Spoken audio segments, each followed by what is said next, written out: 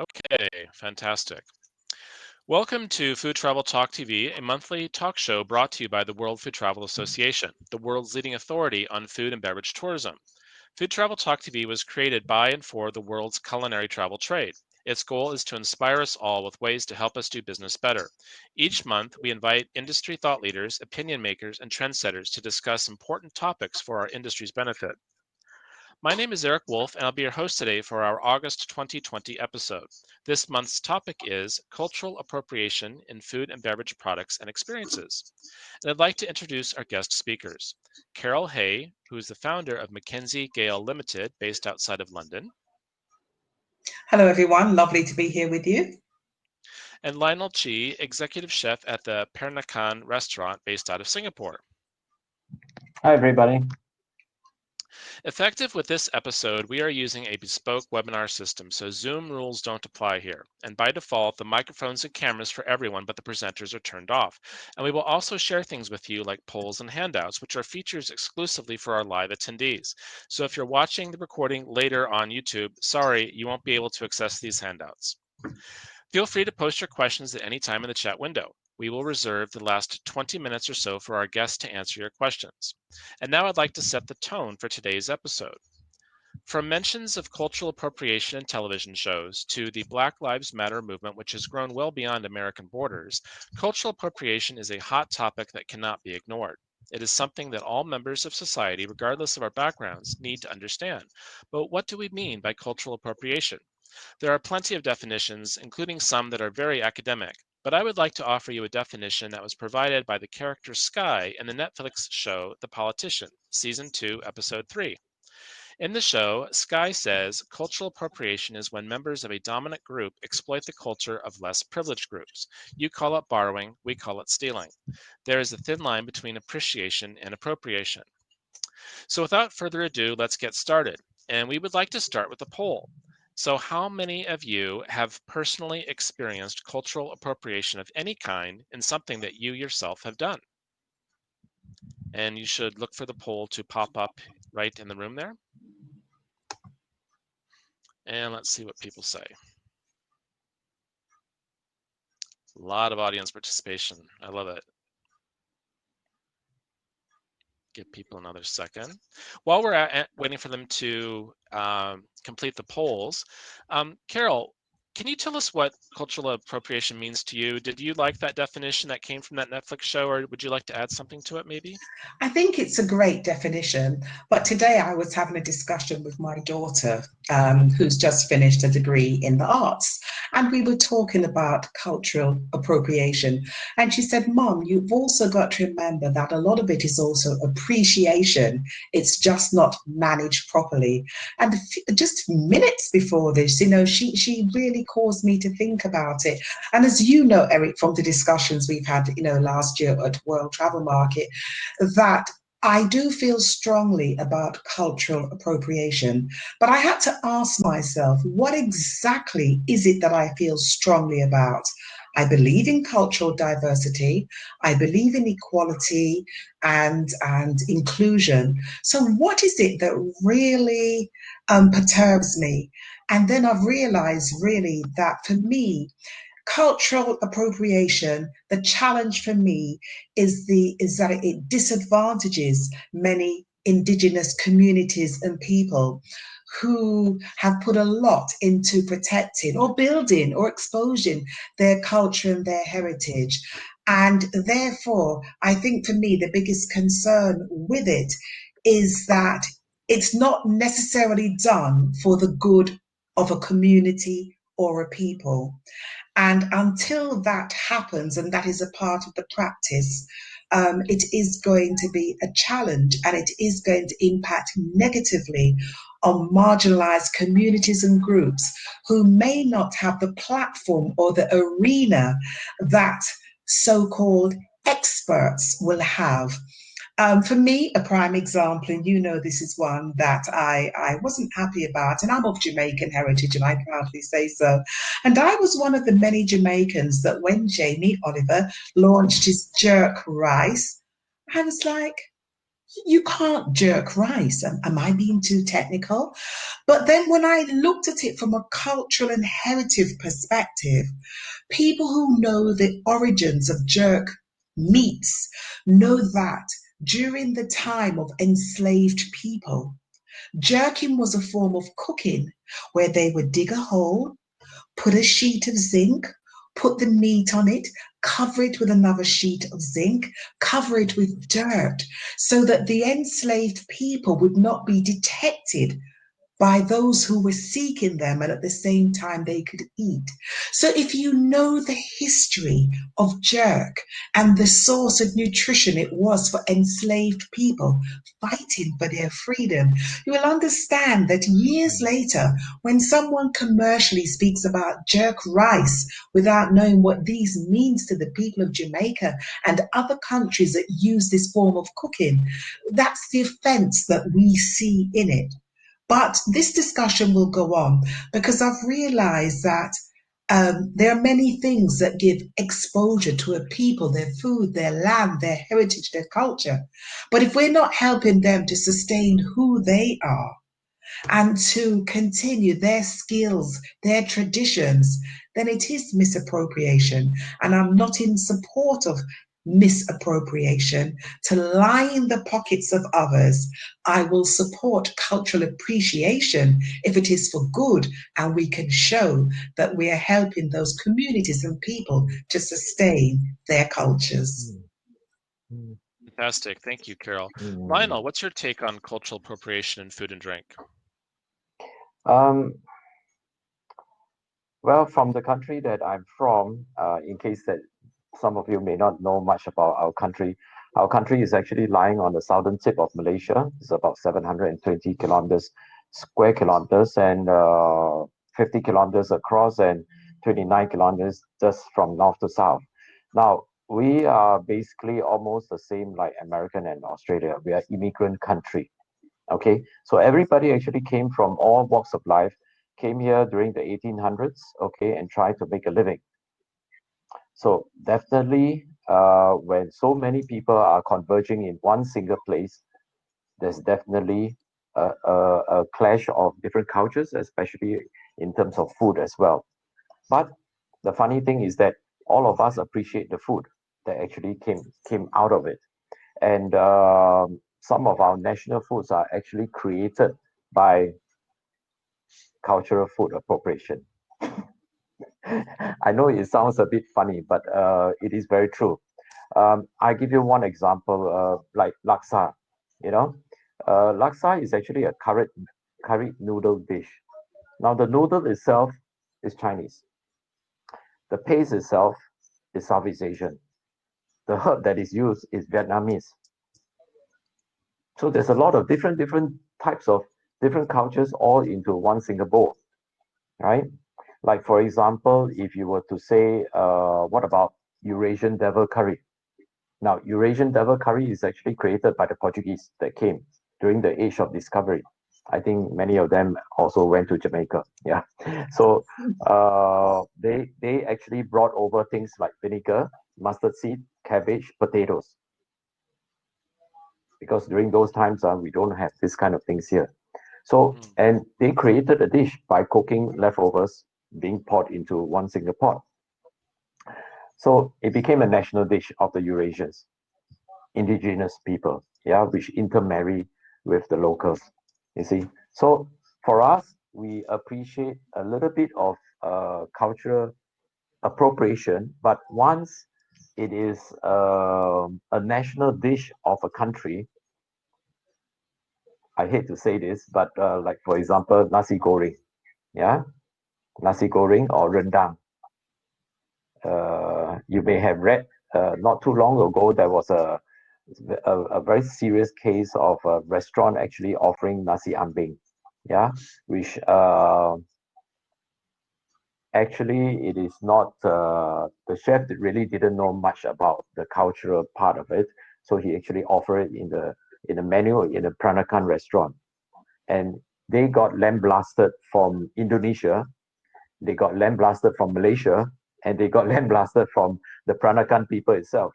So we have three types of people pouring in all their problems and comments and all their frustrations at one single restaurant. So it's very, very, very sensitive.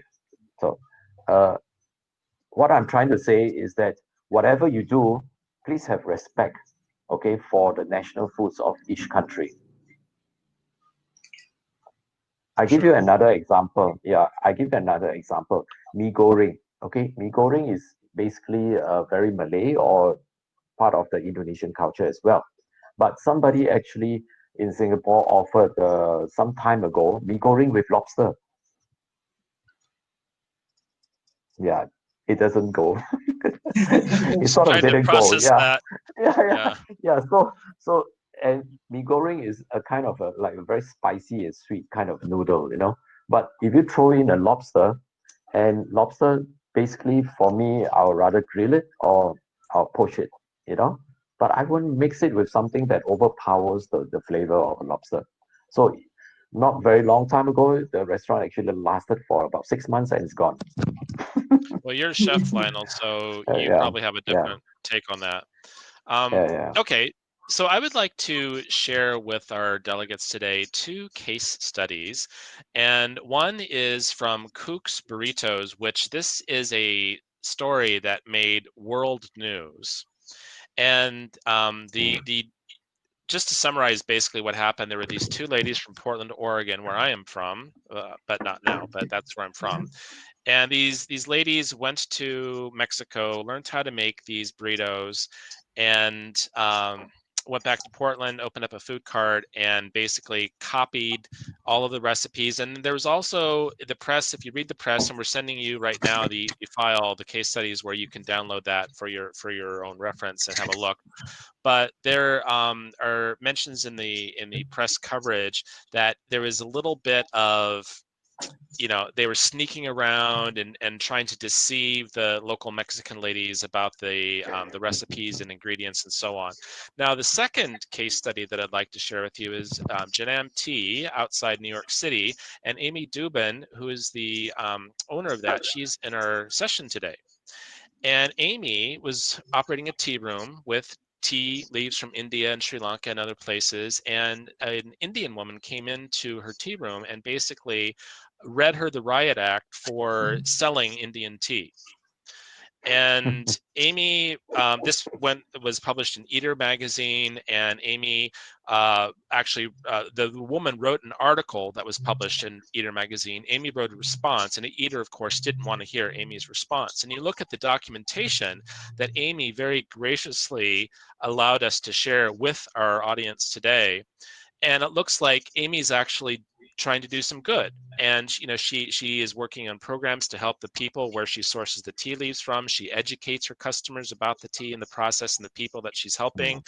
And it's Yes. a different, so what are your takes? Because I know that I've shared this with both you and Carol and Lionel before the show. Did you have a chance to look at this, and what do you think of those examples? Well, I had the opportunity to look at both examples and found them really interesting. And I think from what I read with the Portland burrito food cart, I think the challenge there was how the two ladies went about it. And I can understand that, in saying that they picked the brains of every tortilla lady there, in the worst broken Spanish ever. It's kind of, I suppose you could say, disrespectful and almost capitalizing on the knowledge and the fact that they didn't know what it was for. Now, one can argue it's a free market and, people can go about going into a business venture how they please.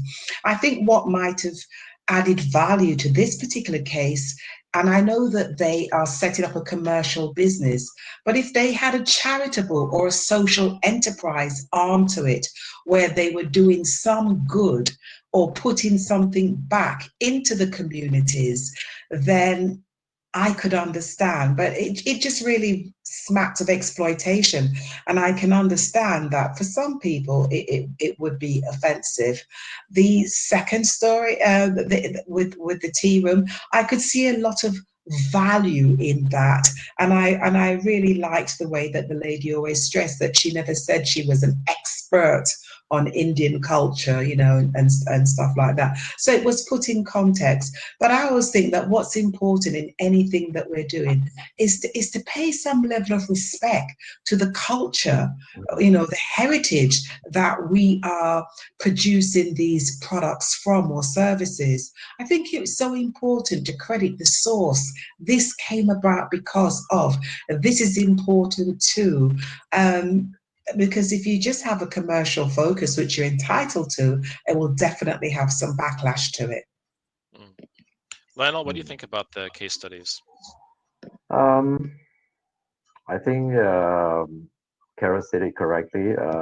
Respect. Okay, that's one of the things that when you do something, you must always learn to respect where it actually comes from. That's very, very important.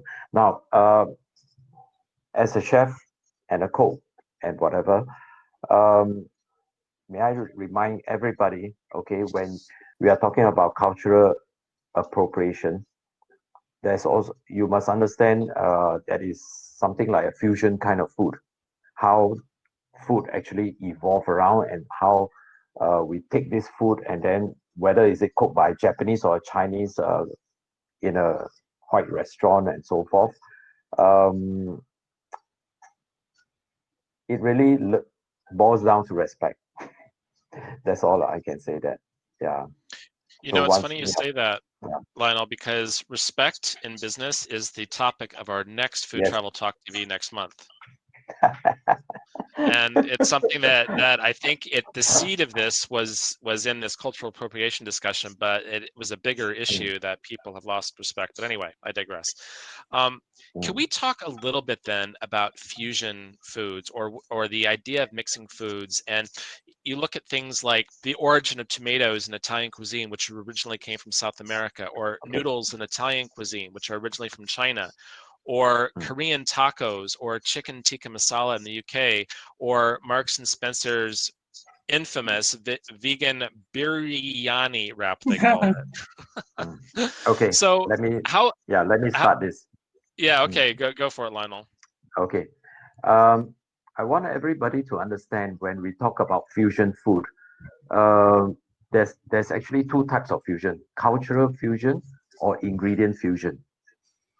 Okay, cultural fusion is whereby you take ingredients from other countries, you put them together, and you create a single dish. But if you are talking about ingredient fusion, then you are changing the way it actually is to create another dish. Okay, so you have to be very clear on this. All right. Now, what do I mean by cultural fusion? That means, like, for example, for me, I'm a heritage chef. Okay, I cook food that is before the introduction of curry powders into Southeast Asia. Yeah. So curries, as you know, is actually, the word is actually created by English. There's no such word as curry in the Tamil or Indian language. 23 official language and 6,000 over dialects in India, there's no such word as curry. Yeah. Okay, it's actually created by the English to actually use as a plural form of all the different types of mix and paste. Yeah. So so when we take ingredients from different countries and put them together, that's cultural fusion. Now, what do I mean by ingredient fusion? Like, for example, we have nasi lemak. Nasi lemak means it's a coconut flavored rice. Yeah. So in Malaysia, when they say fusion, they take the coconut rice and change it into a cracker. A cracker? Yeah. Like a they biscuit? Made it into a cracker. Yeah, like a biscuit. Okay. So it virtually changed the whole entire national dish. So it's very funny, but I don't think I can relate to that. Yeah. For example, if it is supposed to be a communal style of eating, all right. I mean, many of our food cultures eat together. Yeah. But suddenly you make it fine dining. People Carol, cannot relate to that. Yeah. Carol, what do you think? Well, first of all, in the Caribbean, we're definitely used to fusions. Remember, the Caribbean, for a start, is made up of the French, the Dutch, the English, and the Spanish-speaking Caribbean. And there are so many influences in our food: African, European, Middle Eastern, Asian. So it is diverse and it is a fusion. And we're proud of the fact that we've come up with so many unique flavors and tastes, and even more proud of the fact that out of our heritage of the enslaved people, we've come up with some of the best rums, award-winning rums. So we understand the benefits of the whole fusion of all the different cultures and heritage that have come together to give us the Caribbean that we know today. But I think the biggest concern for us is the exploitation of this, which leads us to seeing things, such as jerk rice, and as Lionel has pointed out, there are certain things that are just not a part of the heritage, or one could even say what's familiar. Now, there's a whole school of thought that if we wanted to be really dynamic in our cuisine, that we could look at trying other dishes and other combinations. And part of that may come because other people in the world will take cuisine that's familiar, comfort food to the Caribbean, and they will add a different type of spice or a different element. And then you hear that they've invented something new, a whole new fusion, a whole new eclectic combination of the Caribbean. And you're like, no, we developed this from scratch. You've simply swapped, I don't know, nutmeg for curry powder or something like that. So really, I think one of the biggest challenges, and this is where tourism really comes into it, is that I know that many destinations have focused a lot on gastronomy, but not only should we focus on gastronomy, but the history of our foods, because I think when people know the origin of rum, of jerk foods and other aspects, then they will understand why the whole heritage is so important. So I think it's important to include a lot more storytelling in Caribbean cuisine and African cuisine, so that when people enter a restaurant, a beach shack, whatever it is, they really understand what it is they're eating and how important it is to the country. So, and another thing that storytelling will do, it will allow us to have a more global platform for many of our chefs and other creatives, because sometimes I think that it's because our creatives don't have a platform. So even though they have made a massive contribution to gastronomy across the Caribbean, it's not actually being credited to them because they're not known, and therefore someone else can take that same product or service, introduce it in another forum, and then they're being hailed as some kind of hero. So I think it's about creating a platform where the culture and the heritage is shared, and therefore there's a greater story as to why these dishes are so important and why they mean so much to the indigenous people. Carol, we say a lot in the association here that those businesses in our industry should be sharing a memory and not a meal. And that's Yeah, exactly what you're talking about. So when you give the tourists the menu, don't just give them the various options, including options that maybe they've kind of bastardized based on their own interpretation. But yes, maybe the entire left side of the menu talks about the history of the cuisine, acknowledges the original people who created it, gives respect to them, and yes. then go ahead and order your dish, but take a moment to pause and think about this. Absolutely. I mean, if you think about many of the dishes that are famous in the Caribbean, they didn't originate in the Caribbean. We had things that were brought over from Africa, from the Pacific, from India. So many things have been brought into the Caribbean and have allowed us to create a very rich culture and heritage that we're so proud of, and I dare say protective of also. Mm. Okay, so question, yes or no? Should certain foods be dumbed down for tourists? And by that, I mean things that are too spicy or too stinky or whatever it is. Should those be changed for a tourist palate? No, Yeah, for my me, answer is no. I was going to say, I don't think it should be dumbed down, but I think in some cases there can be the option of mild or hot. And that is said by someone who's never been good with pepper. But so I don't believe you dumb it down, but I do believe you can make it more appealing to a palate that is not yet used to certain things. And tourism has seen that. In many hotels, you'll find that while the parents are willing to try some of the traditional dishes, you might find that hotels do have to have a wider offering for children and for young people, because we also have to bear in mind that our environment in which we live also, I suppose you could say, shapes how we feel about food. So let's say, for example, a child that's growing up in the Caribbean, the Pacific, or Africa, they're used to waking up and picking an orange or a mango or picking ripe bananas and eating that. I've known of children, here in the UK who are literally afraid of fruits, or if it doesn't come out of a tin or a package, they don't even recognize it. So to me as well, tourism also actually does play a great role in introducing particularly fruits and vegetables to people that they wouldn't normally see at home. And that's why in the Caribbean, and particularly in a number of our hotels, why the farm to table program has been so successful, because it's a way of linking agriculture and tourism and really supporting sustainability for small farmers and other producers. So all of these things that we hear about and we think, oh, they're fads or they're not for us, actually they're a part of the narrative. And that's why agriculture is so important in tourism, and particularly in the whole preservation of culture and heritage in tourism.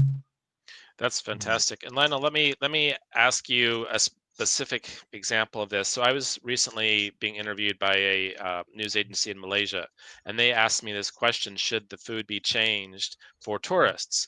And I said, well, it depends, but what kind of change are we talking about? And they specifically asked about two things. One thing that has too much heat, too much chili, and the other thing was if something was too oily. And I have experienced this before where dishes are too oily. I was in Portugal once and then the food was swimming in oil. And Mm. I don't care if that's how it's done. It's just not healthy to eat that much fat. I mean, you put a spoonful of this on your plate and you would have 100 grams of oil in addition to the food. So what do you think about changing recipes?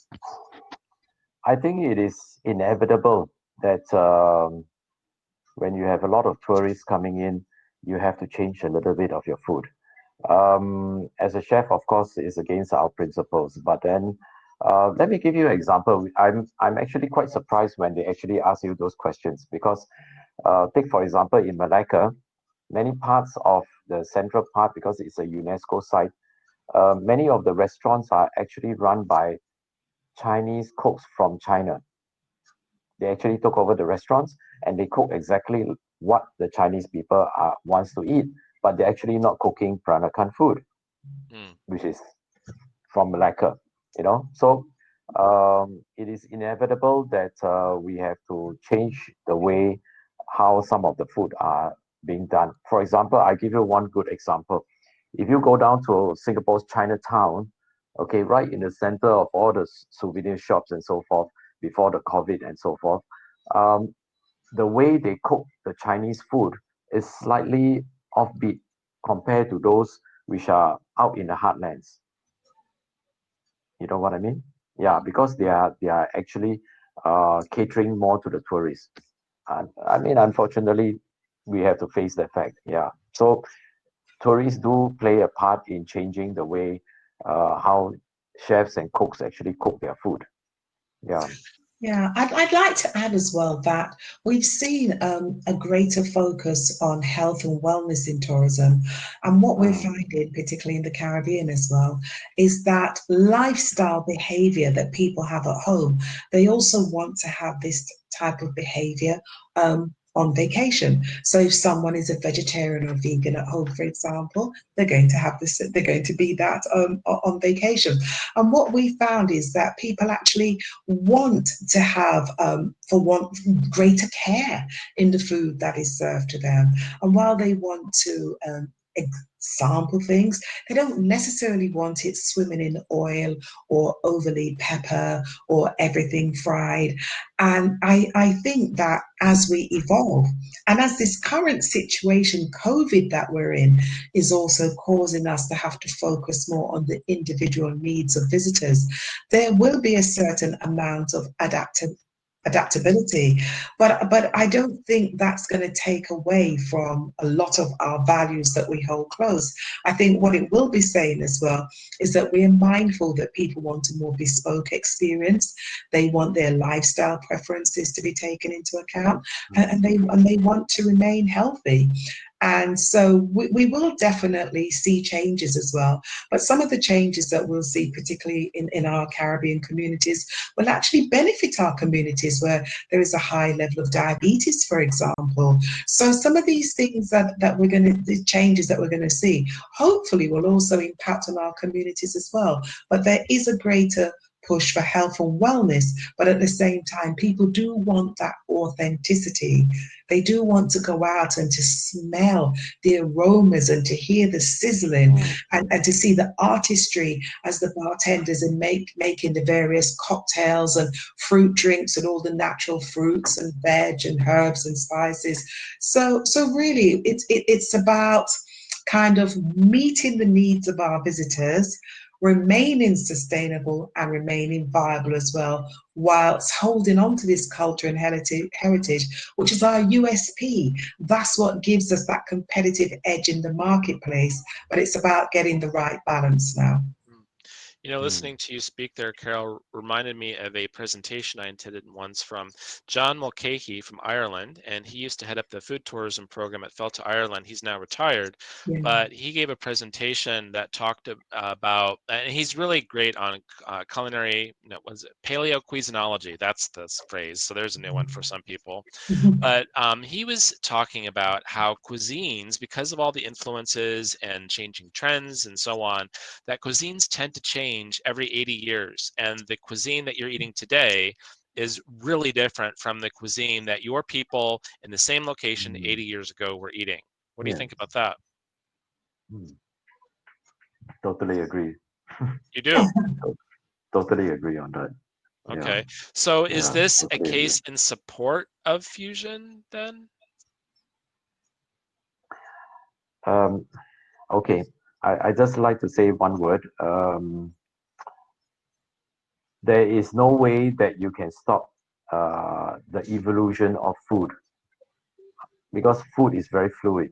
Everywhere you go, whatever you see there, as more and more as time changes, people change, and food will change because people change. Once their character change, the food will change. And why? Because of the taste buds, Yeah. different taste buds. Yeah, different taste buds, different era. Let's say, for example, okay, if you are in London right now, every corner of every road is a pret a manger, right? So, and it is yet to catch on in Singapore, but the vegetarian movement here in Singapore is very strong, and people here are willing to pay the bucks just to eat some nice vegetarian food, which is really not very available. Yeah, so all these things are changing carefully, and but it will take time. Like what Eric said, perhaps within 50 to 80 years, we'll probably eat some nice vegetarian food here. In Mm, the case, particularly, Eric, of the Caribbean, I would say that our local palate has pretty much remained the same over the past 80 years. The national dish of countries remain the same. Where the difference has been made is in the whole global impact. So what you're now finding in the Caribbean is that in some destinations, not all, but you will find McDonald's, Burger King, KFC, Starbucks. And yes, no, I'm being honest. I'm being honest because that's what we're talking My about. ears That's are what hurting. Yes, but the reality is not in all destinations, because some destinations have said, no, that's not going to sustain our communities. And some destinations would contend that the reason why they went down that route was because of the global mix of visitors, and that's what they were demanding. Others have said, no, this is what we eat and this is what is available. So really it depends on the destination, but where local people are concerned, there is still a great passion for local foods. Unfortunately, fast food is quite expensive, so therefore most people certainly still opt for the indigenous foods and to cook it and to prepare it themselves. But you will find that the global opening up of markets and all of those have impact on some of the inward investments that we've seen in some of these fast food changes. And I have heard strong arguments that in many of our Caribbean destinations, we grow some of the world's greatest coffee. So why should we have international coffee chains there when we have coffee, when we grow our own coffee?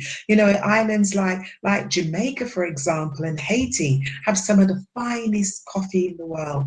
Some of the greatest chocolate comes from the island of Grenada, which it can either be eaten or you can drink it in a warm drink. So what is being said, and I strongly encourage, is to look at some of the products and resources that we grow in the Caribbean and ask ourselves, should we be opening up to franchises to come in and sell coffee, or should we be selling some of the world-class coffee we have and creating entrepreneurial opportunities and job creation in our own communities? And these are some of the things that we have to look at, and that's why the work that you're doing with food tourism is so impactful. And it's about people really seeing the benefits of food tourism and not always looking at, oh, let's bring in something because it's better. It's more a case of, look at what we have in the Caribbean: tea, the coffee, chocolate, rum, spices. Look at all of what we have and see how we can work with these products to grow and sustain our communities, to uplift the life of the people, rather than just thinking about what we can, import. Let's look at what we can export, share with the world, and use it to enhance our countries and our tourism. Carol, you brought up the idea of global supply chains, and that's a very big impact right now. I'd like to shift the conversation a little bit and start talking about this global influence. So one of the current trends that you see in restaurants in big cities all around the world are Michelin-starred chefs who are traveling. They're looking for inspiration, whether it's dishes, ingredients, cooking styles, and they'll take a 50-cent or 50p street food dish, return to their home country, deconstruct it with local products, and charge 30 euros for the dish or 200 to 300 euros for the full meal based on that dish. So what do you think about something like that? Are they driving awareness? Are they simply taking advantage of that culture? What's your angle? For me, it's a combination of both. They're in business. That's their business. They're in business to make money. And therefore, they are going to go to far off lands, look at some of these wonderful cultural foods, bring it back and add their own slant to it. But I've said this before at the beginning of our discussion, and I'll say it again. I need people to start looking at things more sustainably. And I need them to realize that if they continue to go into these communities, take and put nothing back, those communities will cease to exist. Many of these communities are already suffering from the brain drain. migration, because people are saying there is no work for us, there is no job creation, there is no business creation. So I actually think it's wrong, to not give back to communities. I believe that food tourism, like any other aspect or niche of tourism, should be built on the pillars of sustainability. I believe and I wish, and I'm sure some do, but I wish more chefs would plow back into communities, take a young chef and give him or her the opportunity to train, to learn, and to develop these skills. I advocate so strongly in giving back to the communities. Sure, if you want to promote something, a dish, and you're going to stress which community it's from and show exactly on the map where this can be found, that's great. But at the same time, really, put something back into the communities. They need it. The young people need now more than ever something to hold on to, a vision, a direction. And I believe that those with the profile and the following and the network that have the resources to do so should, and I wish they would. Lionel, what's your take on this My take, 30 my euro street food? yeah, my take is one of the reasons why I joined WFTA from the very beginning is because we are actually focusing on experiences. Okay, we are actually focusing on experiences, and even if you take a 5p and change it to a 30 euros and so forth, the experience may not be the same. That's Yeah, right. and yeah, it may not be the same. So for me, it all boils down to money. All boils down to money. Uh, Unfortunately, that's how the world works. Yeah. Really, that's how the world works. But we have food tours here in Singapore. We have 2030. We have a sustainability kind of a mandate by the government that from 10% of produce, we are going to change it to 30% of produce that we will be relying on instead of importing. Singapore imports almost virtually everything that you see in the supermarkets. So it's a good mandate that the government has actually promoted. Uh, like what Carol said, we also have farm to table experiences. It's catching on. It's only just because of the COVID and everything stopped, but we are reaching there. Yeah. So Let's talk a little bit about immigrant influences. And obviously with global air travel, well, last year, not this year, but people moving around a lot, visiting friends and family, immigrating and deciding to open up a restaurant or a food truck or something in the new location. But then let's say that person arrives and discovers that the food that they normally would cook is too salty, too spicy, too stinky, whatever it is, and they change so that a person from that culture changes their own food to suit the new place they're living, but with the goal to make money off of it. yes. Discuss. In Singapore, it's very, very apparent. Okay, I'll give you one of the main thing that actually became a part of our mainstream cuisine is the mala hot pot. Okay, it is actually a very spicy chili oil, stir-fried vegetables and ingredients mixed with fermented bean. That has never been Singapore's national dish, but unfortunately, for the past I would say 3 to 5 years, it's been making some inroads, and suddenly it has become like well accepted as one of our mainstream kind of food. And suddenly you see in Chinatown, one entire part of a hawker center all selling this kind of food. So yes, whatever you have just said is true. Yes, but Eric, I mean, that's basically market research. If, for example, you're a Caribbean street vendor and you make a large pot of pepper pot soup, a very popular soup in the Caribbean, and people taste it and they say it's too hot, it's too peppery, then common sense would be that the following week, when you make this big pot of pepper pot soup, you're going to put less Scotch bonnet pepper in it. It really is about adjusting the needs of what they are doing to suit the palate. The same they would do if they were making it for small children. They probably put less pepper in it. So yes, I see nothing wrong if someone comes from the Caribbean, from Africa, the Pacific, or somewhere, and they're making a traditional dish and they get the feedback, it's too hot, there's too much pepper. I see nothing wrong in adjusting that if it is going to help them to promote their local food, say who they are, where they're from. You know, I always say that sometimes it is the food vendors that can be the greatest ambassadors, because while they're stirring and they're sharing, they're engaging. That's how they build their clientele. They're telling their stories and they're saying, yes, you must go and visit, and you must go to this place, and you must ask for that person. Tell them I sent you. It's all quite humorous because you know the person may not necessarily do that, but they're putting all the connections there. This is who I am. This is what I'm serving. This is where it's from. This is what it's about. This is why we do it. And that's why, as I stressed before, storytelling is so important in food tourism. So yes, I hear what you're saying. You're almost asking, is that not cultural appropriation? Not really. It's their food. They've been Cultural told it's too evolution. hot. Yeah, it's too hot. They're toning it down. Nothing wrong with Cultural that. evolution. Yeah, yeah, You're right though about this street food vendors in Portland, where I lived for the longest period of my life. yeah. There it's food cart central. I mean, there's something like 700 or 800 food carts in the city. And Mm, I stopped at the Georgian food cart, so the yeah, Republic of Georgia, and this guy was making these little pizzas.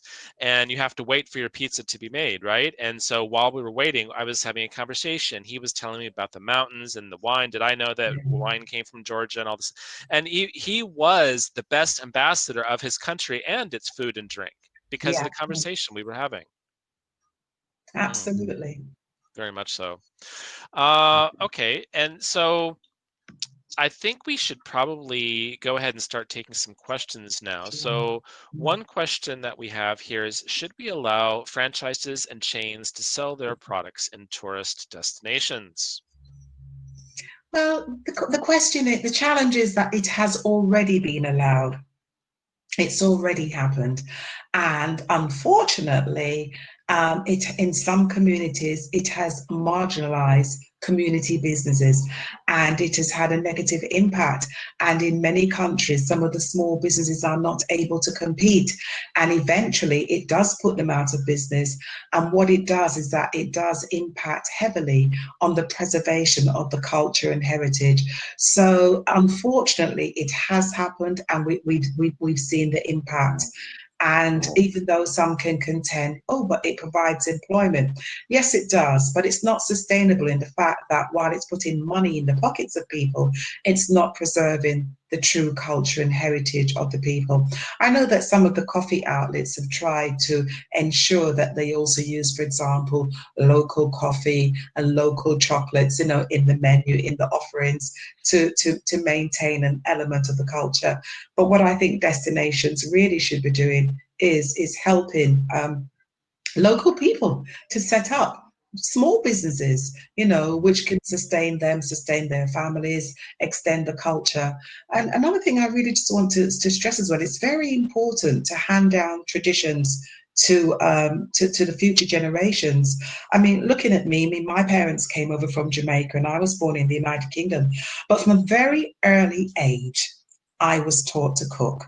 And from a very early age, I could cook all the traditional Jamaican dishes, you know, stew peas, fricasseed chicken, salt mackerel, ackee and saltfish, Christmas brown cake, ginger beer. I could do all of these things because my mother showed me this, because it was very important for her, who came over from Jamaica as a teenager and then had her own family, to ensure that we maintain the culture.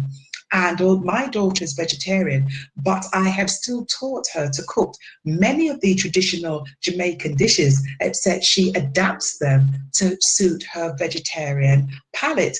And I hope that in time she too will pass this on. And that preservation of culture is what has led me to the career that I have today. Because when I was growing up in England, if where I used to have fish and chips and bubble and squeak and all of those things, if my parents at home had not instilled the Caribbean culture in me, I would not have, had this passion to find out more about this place, this region, this Caribbean. And I did.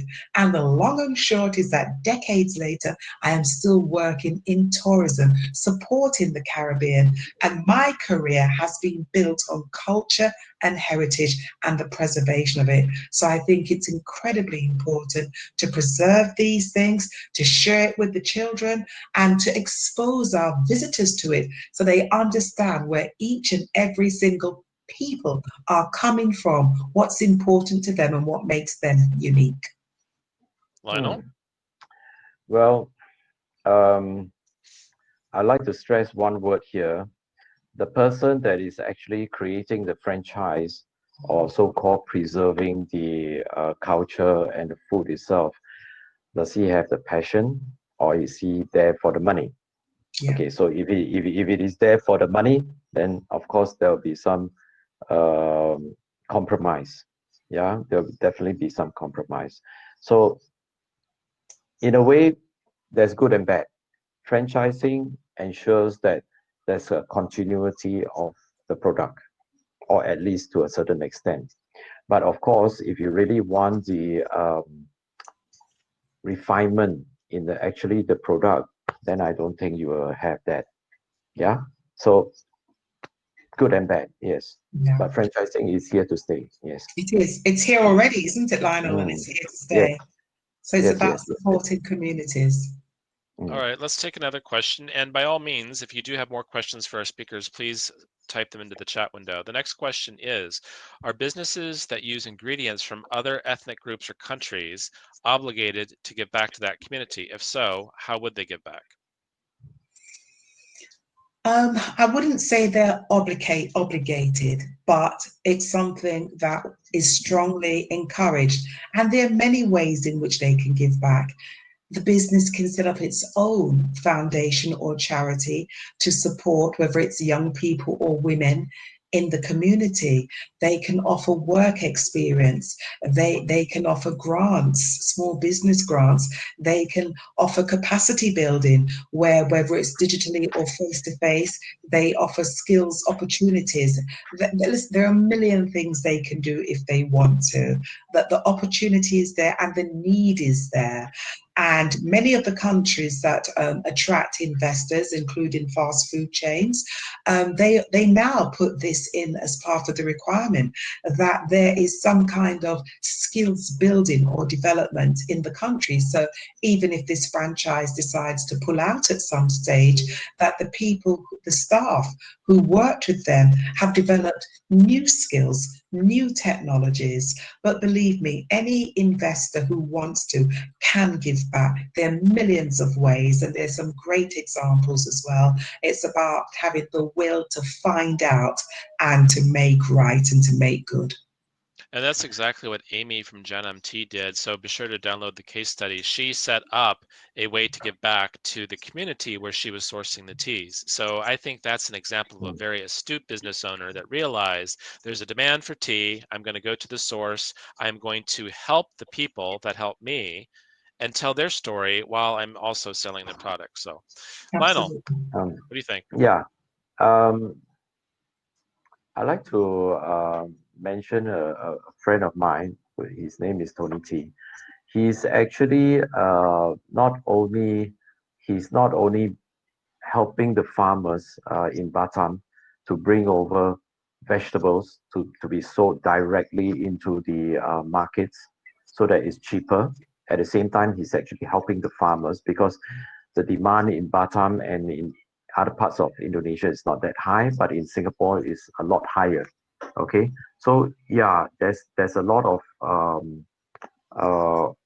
work done, and I would like to mention, as Eric has put it, what do we think about adding ingredients from other countries into our food and so forth? Other than sustainability, please remember why they are putting it there is because of the taste. It's the finer flavor in which the people likes to experience and taste it, right? So if they can actually incorporate, just like how many of our Singapore food has actually come about, we actually take many different types of ingredients from all over Southeast Asia and even other parts of the world and create our own food here. And we are actually more acceptable to such creation of food. I noticed that other countries, like for example France, okay, they're very sticky when it comes to their food. So you try not to change too much of French cuisine, otherwise they will whack you. Okay, so That's yeah, true. The yeah, French it's true, are it's true. very proud of their They are excellent they're cuisine. very aggressive and they're very protective over their heritage and their cultures, you know, and so on. But in Singapore, we take it. I mean, I'm seeing Carol's point of view because from where she comes from is a different country, different types of people, you know, and so on. But in our country, it is very common to actually take ingredients from other countries, put it into our food, and see whether if the local people likes the food. You know, I must say, Eric, one of the biggest battles I've had in tourism is when we're having events and the venue tries to, let me say, force like us to take certain chefs, etc. And I'll say, and they'll say, oh, this person's a brilliant chef. And I'll say, I don't doubt you, but somehow it doesn't quite have the same flavor. And I remember for one particular event, the chef made some curried lamb for us and curried chicken to sample, and they put nutmeg in it. And I can assure you, the nutmeg in the curry totally changed the flavor. And I said, you know something? You really don't get it, do you? Just because nutmeg is a very popular spice in the Caribbean doesn't mean that you put it in the curry. You have the flavor that you've given this, I don't know where it's from, but Just because you can doesn't mean you should. yeah, it wasn't authentic, and I wasn't being precious about it. It just didn't taste right. And Yeah. on many occasions, I've really had to.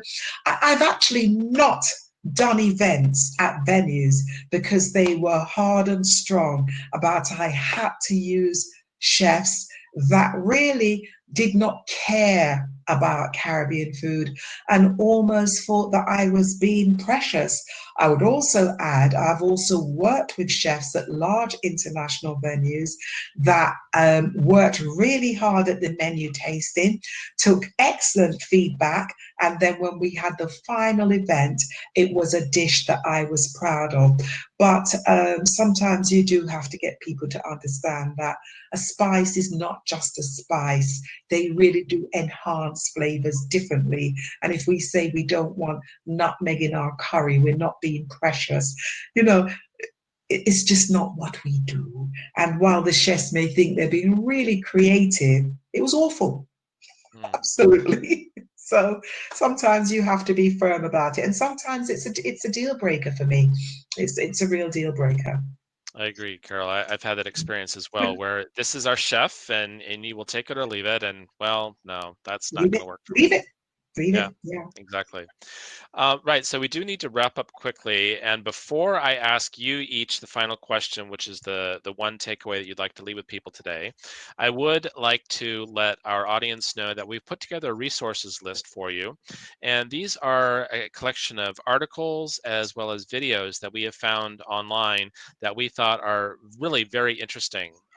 Things that I think will help you to understand this idea of cultural appropriation, whether something is fusion or not, some of the things that we've talked about today, but it's more to help you think about the situation. And also, I'd like to let our audience know that we have recently launched our World Food Travel Market, which is the world's first and only dedicated B2B marketplace, connecting food and beverage tour operators, tourist guides, travel sellers, and everyone who works with them. So you can learn more today at worldfoodtravelmarket.com or just follow the link on your screen.